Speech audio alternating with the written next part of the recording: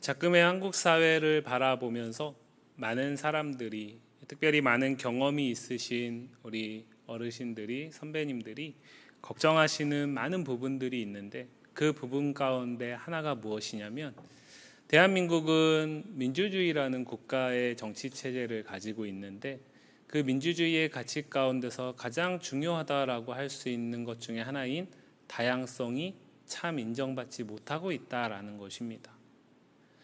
우리가 각자가 서로 다른 생각들을 가질 수 있고, 그것이 옳고 그름의 문제가 아니라면 얼마든지 다를 수 있다라는 생각을 할 때에 민주주의 사회는 훨씬 더 역동성을 가질 수 있는데, 그렇지 않고 대한민국뿐만 아니라 전 세계가 갈수록 점점 더 다른 것의 문제를 틀린 것의 문제인 것처럼 받아들인다라는 문제가 커가고 있습니다.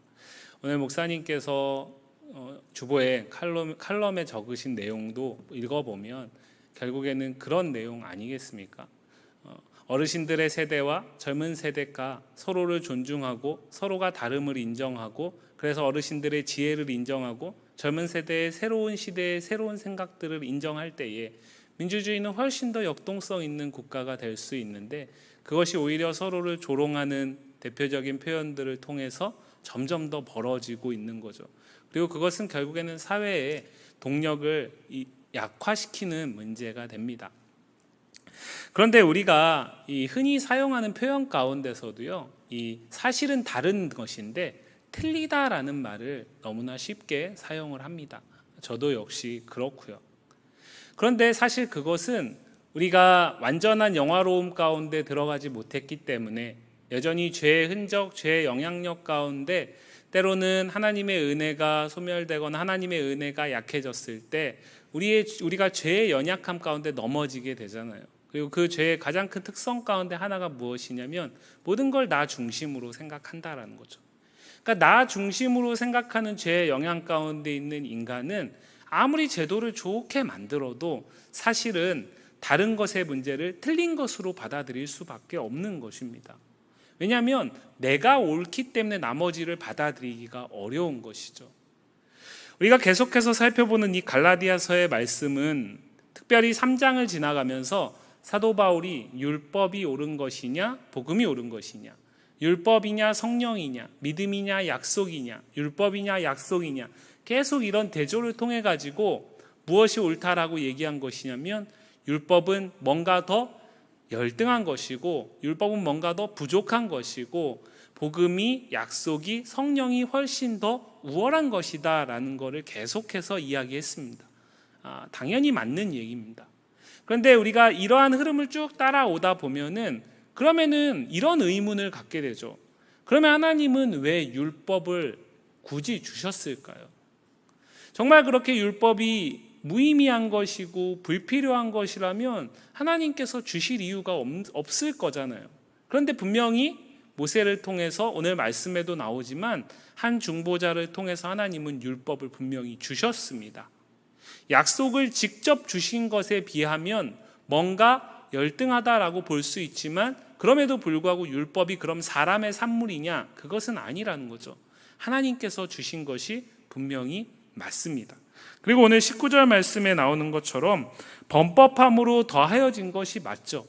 인간이 범죄함으로 인해서 하나님 앞에 온전히 나아갈 수 없게 된 존재가 되었기 때문에 하나님께서 율법이라는 것을 통해서 인간이 하나님 앞에 나아갈 수 있는 길을 열어주신 것입니다. 구약 성경에서.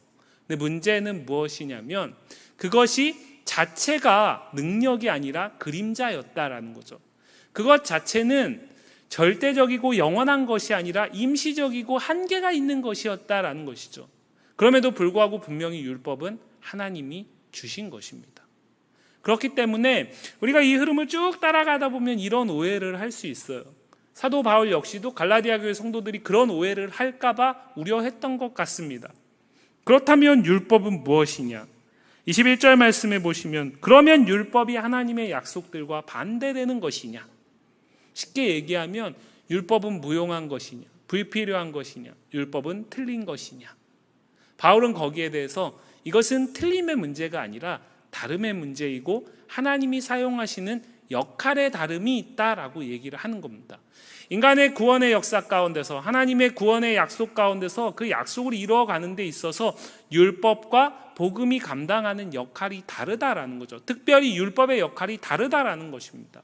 율법 자체가 틀렸기 때문에 갈라디아 교회 성도들에게 너희가 왜 다른 복음을 따라가느냐라고 책망하는 것이 아니라, 그 율법이 가진 용도가 아닌 그 이상의 것으로 율법을 사용하고 있기 때문에, 그리고 미혹자들이 그렇게 미혹하고 있기 때문에 그것은 옳지 않다라고 먼저 정리를 하는 거죠. 그렇다면 율법은 무슨 역할을 하기에 하나님께서 주셨을까요? 율법은 무엇일까요? 그것을 위해서 오늘 사도 바울은 이 갈라디아서 안에서 초등교사라는 용어를 사용을 하고 있습니다. 우리가 가진 이전 성경의 개역 한글판 성경에서는 몽학선생이라는 용어를 사용을 했습니다. 초등교사, 초등학교 선생님을 얘기하는 게 아닙니다. 이 초등교사는 이 갈라디아서의 배경 가운데서 생각을 해보면, 당시 사회에서 초등교사는 7세부터 15세 나이의 어린 아이들을 돕는 노예의 신분 가운데서 교사의 역할을 감당하는 사람들이었다고 합니다. 이들은 신분은 노예이면서 7세부터 15세 아이들을 맡은 선생의 역할을 갖고 있는 거죠. 자, 그런데 그렇다 하여서 이들이 지금 이 시대의 선생님들과 같이 어떤 지식적인 부분을 가르치느냐, 학과목을 가르치느냐, 그런 것이 아닙니다. 가정과외교사를 얘기하는 게 아닙니다. 이들은 무슨 일을 하냐면 자신이 맡은 돕는 아이에게 예의범절을 가르쳤다고 합니다. 그리고 그들이 등하교 시에 안전을 보호해주는 역할을 감당했다고 합니다. 그러니까 사실은 교사라기보다는 어떤 집사에 가까운 역할을 했던 것이죠. 그리고 이들이 7세부터 15세의 그 아이의 정한 기한 동안만 이 역할을 감당한 것입니다. 오늘 사도 바울은 이 배경 가운데, 이 문화의 배경 가운데 살고 있는 갈라디아 교회 성도들에게 율법이 무엇인지를 설명하기 위해서 이 초등교사라는 단어를 끌어왔습니다. 초등교사, 왜 율법이 초등교사일까요? 초등교사가 가진 두 가지 성격 때문에 그렇습니다. 하나는 무엇이냐면, 초등교사는 아무리 자기에게 맡겨진 아이가 정말 눈에 넣어도 아프지 않고 정말 사랑하는 아이일지라도 그 아이가 일정한 연령을 벗어나게 되면, 자라게 되면 더 이상 그 아이에게 초등교사는 필요하지 않습니다. 7세부터 15세까지의 스스로 안전을 지킬 수 없고, 그래서 누군가의 보호를 받아야 하고 인도함을 받아야 할 때에는 초등교사가 꼭 필요합니다. 그러나 그것을 넘어선, 이제 스스로 자신의 안전을 지킬 수 있고 자신이 무엇인가를 결정하고 나아갈 수 있는 주체적인 의식을 가진 나이가 되면, 자라게 되면 초등교사는 더 이상 필요하지 않습니다. 율법 역시 마찬가지라는 거죠. 미혹자들은, 그리고 미혹자들을 통해서 미혹을 당할 위기 가운데 있는 갈라디아 교회 성도들은 율법이 여전히 하나님의 구원을 이루는 데 필수적이라고 생각을 했던 거죠. 그렇기 때문에 복음 안에서 충족되어 있고 완전하신 그 구원이 이미 주어졌고 그것을 누리고 있음에도 불구하고 그 미혹자의 음성 가운데 넘어가는 것입니다. 율법은 이미 기한이 종료됐습니다. 율법은 이미 기한이 끝났습니다. 그런데 율법의 기한이 끝났는데 불구하고 여전히 율법을 사용하려고 하는 거죠. 그것이 아니라는 것이에요. 그래서 초등교사들이 임시적으로, 한시적으로 그 역할을 감당했던 것처럼 율법 역시도 하나님의 큰 구원사, 구속사의 역사 속에서 그 시기에 하나님이 맡기신 역할이 있다라는 거죠. 그것을 24절과 25절에서는 믿음의 때라는 표현을 사용을 하는 겁니다. 그 믿음의 때가 오기 전에는 율법이 분명히 감당해야 할 역할이 있는 거예요. 그러나 믿음의 때가 온 이후에는 율법은 더 이상 감당할 역할이 없다라는 거죠. 구속사의 약속 속에서 봤을 때. 또 한 가지는 무엇이냐면, 이 초등교사는 미숙한 자기에게 맡겨진 아이들을 인도하는 역할을 합니다. 바른 길로 인도하는 역할을 해요. 그러니까 초등교사 자체가 중요한 것이 아니라 그가 맡은 역할이 중요한 거죠. 바울은 오늘 그것을 율법과 비교하면서 설명하고 있는 거예요. 율법이 맡은 역할은 무엇이냐면 인도자입니다. 인도자예요. 오늘 24절 말씀 한번 같이 볼까요? 24절 말씀 한번 같이 보겠습니다. 이같이 율법이 우리를 그리스도께로 인도하는 초등교사가 되어. 그죠? 초등교사는 인도자의 역할을 합니다. 자신이 맡은 그 7세부터 15세까지의 맡은 자를 인도하는 역할을 해요. 바른 길로, 안전한 길로 인도하는 역할을 해요. 한시적이고 임시적으로 하나님이 주신 율법이 바로 그러한 인도자의 역할을 해요. 누구에게로 인도합니까? 예수 그리스도께로 인도합니다. 갈라디아서 안에서 사도 바울이 사용한 다른 표현으로 바꾸면 복음으로 인도합니다. 믿음으로 인도합니다. 성령으로 인도하고 분명한 약속의 성취로 인도합니다. 율법은 그 역할을 하는 거예요. 인도자의 역할을 하는 겁니다. 인도자는 무엇으로 끝나는 거죠? 인도하는 곳으로 목적지에 이르면 더 이상 인도자는 필요하지 않아요. 여러분들이 운전을 하실 때 내비게이션을 켜고 운전을 하시잖아요. 그럼 내비게이션을 켜고 그 음성을 잘 따라가서 목적지에 도착을 했습니다. 그러면 어떻게 하십니까? 그러면 어떻게 하시죠? 내비게이션을 끄시잖아요. 왜요? 더 이상 그 내비의 음성의 인도함을 받을 필요가 없으니까요. 율법 역시 마찬가지라는 거죠. 분명한 약속, 믿음, 성령, 복음, 예수 그리스도께로 인도하는 역할이 끝났다면, 그 율법의 인도함을 받아서 복음으로 온전히 인도함을 받았다면, 복음에 도착을 했다면 그 이후에 인도자는 불필요한 것입니다. 그런데 지금 갈라디아 교회 성도들은 어떻게 하려고 하고 있다는 거죠? 그 역할이 끝났는데 또다시 인도함을 받으려고 한다는 거예요. 마치 그 율법의 인도함을 받아야만 구원이라는 최종 목적지에 이룰 수 있다라고 생각을 하는 거죠. 이미 끝났는데, 이미 구원을 주시는 복음이신 예수 그리스도께로 온전히 인도함을 받음으로써 율법의 역할은 끝났는데, 여전히 미혹자들의 음성에 흔들리는 갈라디아 교회 성도들은 그 율법의 인도함을 필요로 하고 있다라는 겁니다. 그러니까 바울이 보기에는 너무나 답답한 거죠. 너무나 안타까운 겁니다. 제가 예를 들었는데, 자동차 운전을 하실 때 내비게이션이 인도하는 곳으로 목적지에 도착하면 끄잖아요. 그런데 도착한 다음에도 그 음성을 계속 따라가면 보는 사람이 얼마나 답답하겠어요. 그죠? 그리고 사실 더 이상 안내하지도 않아요. 요즘 건 너무 좋아가지고 목적지에 딱 도착하면 알아서 꺼집니다. 그렇죠? 거기까지인 거예요. 거기까지인 거예요. 그런데 그 이상으로 생각을 하는 거죠.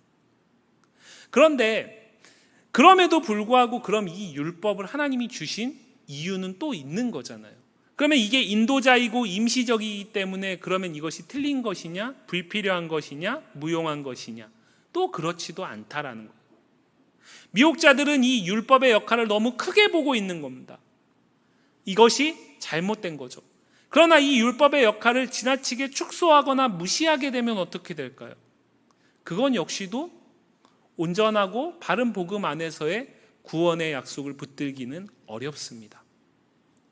오늘 본문 말씀을 보시면 22절 말씀 한번 볼까요? 22절 말씀 같이 읽습니다. 그러나 성경이 모든 것을 죄 아래에 가두었으니 이는 예수 그리스도를 믿는 믿음으로 말미암는 약속을 믿는 자들에게 주려 함이라. 그죠?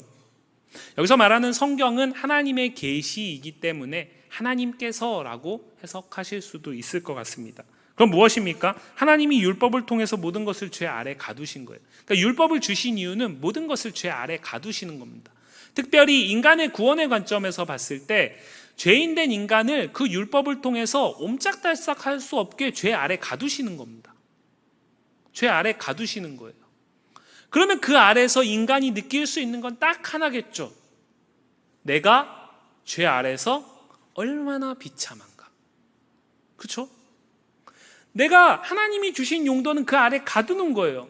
그런데 이 율법을 통해서 풀리려고 하면 안 되겠죠. 풀려나는 데 사용할 수는 없을 겁니다. 그러면 이 율법의 용도를 온전히 사용한다면 그 죄인된 인간은 거기에서 깨달을 수 있는 건 딱 하나, 나는 용서받을 수 없는 죄인이다. 그리고 이 죄의 문제를 나는 절대로 스스로 해결할 수 없다. 율법조차도. 율법 아래서 해결하려 하면 할수록 무엇만 더 깨달아질까요? 그럴 수 없다라는 사실만 깨달아지는 거죠. 그래서 더 깊은 죄의 수렁에 빠지게 될 겁니다. 그러고 나면 그 다음에 이제 어떤 생각이 들어오게 될까요? 내가 스스로 해결할 수 없는 이 죄의 문제로부터 자유케 하실 약속된 메시아를 간절하게 기다릴 수 있는 거죠. 표면적으로 이스라엘 백성들에게 하나님이 율법을 주시면서 구원의 길을 여신 것 같지만, 오늘 사도 바울은 갈라디아서 말씀을 통해서 율법을 통해서 그들이 스스로를 구원할 수 없다라는 사실을 철저하게 깨닫게 하기 위해서 율법을 주셨다라는 얘기를 하는 겁니다. 그 율법 아래서 누구도 용서받을 수 있는 자가 없다. 모두 다 죄뿐이다라는 사실을 깨닫게 하기 위해서 준 것이다라는 거죠. 그렇기 때문에 그 율법이 표면적으로 구약 성경을 뒤덮고 있는 것 같지만, 하나님은 계속해서 율법이 아닌 약속된 메시아를 구약 성경의 이스라엘 역사 가운데 계속해서 보여주고 있는 거예요. 그리고 그것이 최종적으로 그리스도에게로 온전히 나아갔을 때 그 모든 것들을 성취한 것이죠. 자, 그런데 이 역할이 가벼울까요? 율법 아래서 나는 죄인이다. 그 아래서 나는 절대로 스스로 용서받을 수 없는 죄인이다. 자유함은 도무지 찾을 수 없는 죄인이다. 그래서 나에게는 메시아, 약속된 메시아가 정말로 필요하다. 이 생각을 갖기 전에 내가 죄인이다. 나는 죄 아래서 아무것도 할 수 없다. 나는 죄 아래 깊이 빠져 있고 벗어나려고 애쓰면 애쓸수록 더 그 죄의 수렁에 빠져들 수밖에 없는 정말 무능력하고 무기력한 죄인일 뿐이다라는 이 사실을 깨닫는 게 결코 가볍지 않다라는 거죠. 결코 가볍지 않습니다. 제가 스마트폰을 가지고 있습니다. 모두 다 가지고 계시잖아요. 그죠? 제가 아는 누군가가 저하고 대화를 하고 저하고 식사를 하는데 계속해서 한 손에 핸드폰을 내려놓지 못합니다. 그래서 제가 그 핸드폰 잠깐 내려놓을 수 없냐라고 얘기를 했어요. 마지못해 내려놨어요. 그러고 나니까 막 불안해합니다. 막 얼굴이 막 상기되고요. 노랗게 떠요. 그러면 이거 스마트폰 중독을 염려해야 하는 상황이잖아요. 그죠? 스마트폰 중독을 염려해야 하는 상황 속에서 모든 사람이 다 그렇다라고 얘기합니다. 그것을 인정하게 되면 그 다음 단계로 나아갈 수 있어요. 중독 치료를 받게 되죠. 그리고 중독으로부터 벗어날 수 있습니다. 자유함을 얻을 수 있어요. 그런데 제가 봐도 그렇고 그 누가 봐도 이 사람 90% 아니 100% 스마트폰 중독이라고 의심할 상황인데 자기는 극구 아니래요. 나는 그냥 내 손에 있으니까 볼 뿐이고 사용할 뿐이지 나는 중독된 게 아니래요. 그러면 그 사람은 답이 없습니다. 그렇죠? 자신이 스스로 중독이다라는 걸 인정하지 않기 때문에 그 다음에 치료의 단계로 나아갈 수가 없어요. 죄 역시 마찬가지입니다. 우리가 예수 그리스도의 놀라우신 복음 안에서 그분의 전적인 은혜 가운데 죄로부터 자유함을 얻는 구원을 얻었습니다. 그런데 그것이 내가 그 이전에 그 구원의 은혜가 없었다면 나는 지금도 죄 가운데 허우적될 것이고 나는 스스로 나를 구원할 수 없는 흉악한 죄인이고 그래서 영생이 아닌 죽음이 내 운명이 될 수밖에 없다라는 사실을 인정하는 자에게는 그 구원이 말로 다 할 수 없는 기쁨이겠죠. 그 구원이 정말 자신의 온몸을 전율케 하는 감격이 될 것입니다. 그래서 우리가 십자가를 생각만 해도 눈물이 나는 거잖아요. 그 십자가에서 나 대신 죽으신 예수 그리스도를 생각만 해도 눈물이 나고 그 눈물의 끝에 감사와 찬양이 넘쳐나는 거잖아요. 그런데 내가 그러한 존재다라는 자각이 없는 상황 속에 있다면 구원받았다라는 사실이 그냥 무덤덤하겠죠. 왜요? 내가 죄의 문제를 해결하지 않고는 답이 없다라는 사실을 인정하지 않는데, 내가 죄인이다라는 사실을 인정하지 않는데 누가 나를 죄로부터 구원한다라는 게 받아들여지겠습니까? 그냥 신소리로 들리겠죠. 그냥 교회에 다니니까, 교회니까 하는 얘기지, 이 정도로 들릴 거예요.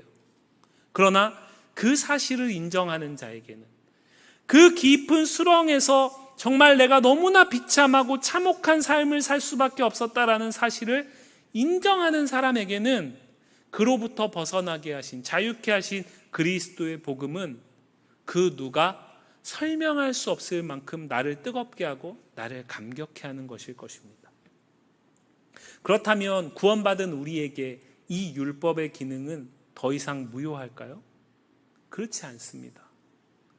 우리는 여전히 온전한 영화, 완전한 구원의 결과를 아직 이루지 못했습니다. 주님 다시 오실 때에 완성하실 겁니다. 그러면 그때까지는 우리는 이 하나님의 은혜 가운데 깊이 잠겨있고 늘 충만해야 하지만 때로는 그렇지 않은 삶을 사는 연약함이 있는 거죠. 하나님의 은혜가 떨어진 자에게 나타나는 가장 큰 현상이 무엇일까요? 내가 더 이상 하나님 앞에 용서받을 일이 없다라는 것입니다. 하나님의 은혜가 떨어진 성도에게는 회개가 사라집니다. 하나님의 은혜가 떨어지게 되면요, 하나님 앞에서 내가 하나님이 아니면 살 수 없다라는 사실을 인정하지 않게 돼요. 내가 스스로 살 수 있기 때문에 그래요. 그러면 하나님이 내버려 두십니다. 그렇기 때문에 내가 스스로 살면서 괜찮아 보인단 말이죠. 그렇게 점점 더 내 안에 회개는 사라져요. 내 안에 하나님 외에 다른 분, 하나님 외에는 소망이 없다라는 사실을 서서히 잊어갑니다. 그러면 어느 순간 하나님의 은혜로 예배하는 게 아니라 늘 해왔기 때문에 예배를 하는 거죠. 그리고 율법의 두려움 가운데서 율법을 지키려고 했던 유대인들과 같이 그 두려움 속에서 하나님이 혹여라도 나에게 해코지할까 봐, 하나님이 혹여라도 내게 주신 복을 거두어 갈까 봐, 그 하나님 앞에 내가 잘 보이기 위해서 종교의 생활을 이어가게 되는 겁니다. 누구도 몰라요. 하나님과 나만 압니다. 뒤집어서 하나님의 은혜를 잃은 자에게 가장 필요한 게 그렇기 때문에 회개의 영인 거죠. 내가 회개해야 하고 내가 회개를 통해서 하나님 앞에 온전히 나아가는 것이 지금도 여전히 필요하다라는 거죠. 신앙생활을 오래 하건 적게 하건, 주일에 주일 예배만 드리건 매주 새벽부터 모든 예배를 다 드리건 상관없이, 그것이 중요한 것이 아니라 오늘 내가 온전한 복음 가운데서 하나님의 은혜 가운데서 붙들려 있다면 그 성도에게는 반드시 회개의 영을 하나님이 부어주십니다. 왜요? 그것을 통해서 나를 쳐서 하나님 앞에 복종하게 하기 때문에 그래요. 생각해 보셔야 합니다. 생각해 보셔야 해요. 우리는 율법을 더 이상 구원의 수단으로 사용하지 않습니다. 그 역할은 끝났어요. 그러나 내가 죄인이다라는 사실, 나는 여전히 아직 완전한 영화 가운데 이르지 못해서 여전히 하나님의 은혜가 아니면 살 수 없다라는 사실을 자각하는 것, 그것이 하나님께 더 가까이 나아가게 할 겁니다. 그것이 하나님께 더 온전히 예배하게 하는 능력이 될 것입니다. 그것이 하나님 앞에서 주의 몸된 교회를 기쁨과 감사로 섬기게 하는 근원이 될 수 있습니다. 그렇지 않다면, 그 은혜가 아닌 다른 것으로 감당해 나간다면 우리는 오늘 이 갈라디아 교회 성도들과 똑같이 이미 끝난 것을 가지고 다시 하나님 앞에 서려는 어리석은 자와 똑같다라는 거죠. 돌이켜 보실 수 있길 바라요. 오늘 이 말씀의 거울에 비추어서 나는 지금 어느 상황 가운데 있는지 생각해 보실 수 있기를 바랍니다. 그리고 정확하게 진단하셨다면 하나님 앞에 다시 엎드리실 수 있길 바라요. 하나님, 나는 오늘도 은혜가 필요합니다. 하나님, 나는 내일도 은혜가 필요합니다. 하나님, 내가 익숙하게 해왔던 지금 내 삶 이 정도면 괜찮다라고 보이고 사람들 보기에는 그렇게 형편없는 삶 아닌 것 같은데 여전히 나는 하나님의 은혜 없이는 무능하고 무기력하고 죄악 덩어리일 뿐입니다 라는 사실을 고백하실 수 있길 바라요. 그럴 때에 우리의 예배는 회복될 것입니다. 그럴 때에 우리의 심령은 뜨거워질 거예요. 그럴 때 우리는 다시 복음이 얼마나 귀한 것인지를 깨닫게 되고 가슴에 품게 되고 그 복음을 생각만 해도 전율하게 될 것입니다. 사랑하는 성도 여러분, 갈라디아 교회 성도들을 향한 사도 바울의 마음은 너무나 절절합니다. 왜냐하면 이미 기한이 끝났고 이미 용도 폐기된 것들을 가지고 그들에게 주어진 가장 확실하고 영원한 길이 이미 주어졌음에도 불구하고 그것을 붙들지 않고 이전 것을 붙들려고 하기 때문에 그래요. 오늘 우리에게 하나님은 일하셔서 복음 안에서 그리스도를 주셨고 그 그리스도의 은혜 가운데 오늘을 살게 하십니다. 그 은혜는 오늘뿐만 아니라 내일도 우리를 살게 하는 능력이 돼야 됩니다. 우리는 그 어떤 나의 그 무엇으로 하나님을 만족시키는 것이 아니라 하나님이 내게 주신 은혜 때문에 그 하나님 앞에 나아가는 거예요. 하나님이 내게 주신 은혜를 가지고 그 은혜를 힘입어서 주어진 삶을 살아나가는 겁니다. 그것이 성도와 종교인의 차이입니다.